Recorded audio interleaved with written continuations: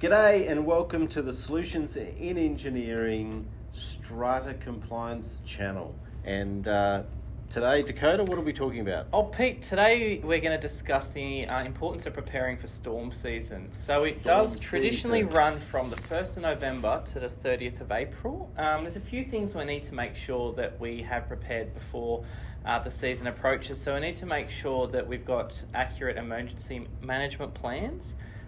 We need to make sure our building is fully insured, especially in the areas where catastrophes are likely to happen. We need to make sure we have a storm kit and that we prepare around the home, Pete. Yeah, it's true. So I guess with the emergency management plans, Pete, why are they so important other than just obviously your fire evacuations? Under AS 3745, which was updated in 2010, to take into consideration things other than fire, such as earthquake, cyclone, hazardous chemicals, bomb threats, the world we live in today. So any reason that people need to leave a facility to a place of safety. So AS 3745 2010 would also come under Occupational Health and Safety or the Work Health Safety Act 2011. Yeah. So generally, most states in Australia would have that as the measure in which you need to meet. Yeah. And I guess, Pete, once you get everyone out of the building in an emergency, it's also important to make sure that the building is insured for the worst case event as well, isn't it? Absolutely. It's really common to see buildings underinsured. Sometimes owners tend to think that they're saving on their insurance premiums by underinsuring, but of course the insurers will only pay out a percentage of what the building is underinsured by. So it's a good idea to get a insurance reinstatement or replacement valuation done as required. Generally, it's every 3 to 5 years, depending on what state or territory you're in. Check the legislation. Yeah, and I guess a storm survival kit is pretty important as well, Pete. So we've got a few items today that we usually have in there. Oh, look out, Dakota. Starting with the first aid kit's really important. And you'll need batteries for your transistor radio. And snacks, because you might be in the dark for a while. And more snacks. Nobby's nuts. You've got the beer nuts, I need the beer, We'll but fill I've that up got with water. beer. So the water's essential, obviously. You fill up your, if a storm is coming, the bomb site is got warnings out there. Yeah. What I do and I'm in a built-up area, is I will fill up every vessel with water. Potable water, yeah. Potable water. I'll even fill up the bath if I'm really concerned about it as well.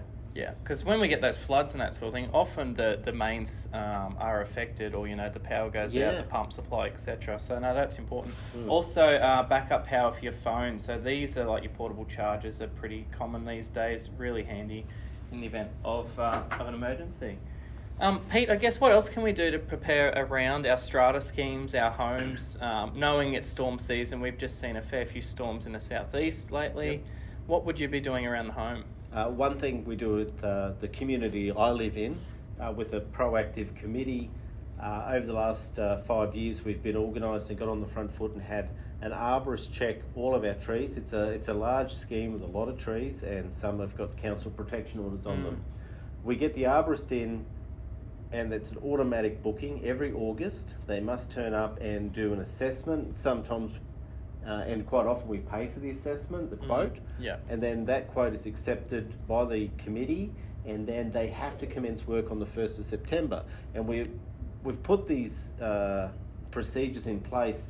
That way we make sure two things happen. One, all owners are aware of this system and they know to alert the committee of any trees that they're suspect of, whether it's in their own courtyard or a neighbouring courtyard, and also the second point, of course, is by having that discipline in place, we know that our trees are made safe before the storm season hits. Yeah, and I guess when we get so much rain in one go, making sure the gutters are clear, the drains are clear is really important. Because even though we might not be in a low-lying area, if we're getting such volumes of rain in one go, there's bound to be flooding through whatever roof cavities, etc. if we're not, proactive on that as well. True. And again, your insurance may be affected by that. Yeah. So, for example, if the pitch of the roof is greater than the gauge of the gutter that was originally installed, and this happened at a scheme I was aware of. Yeah.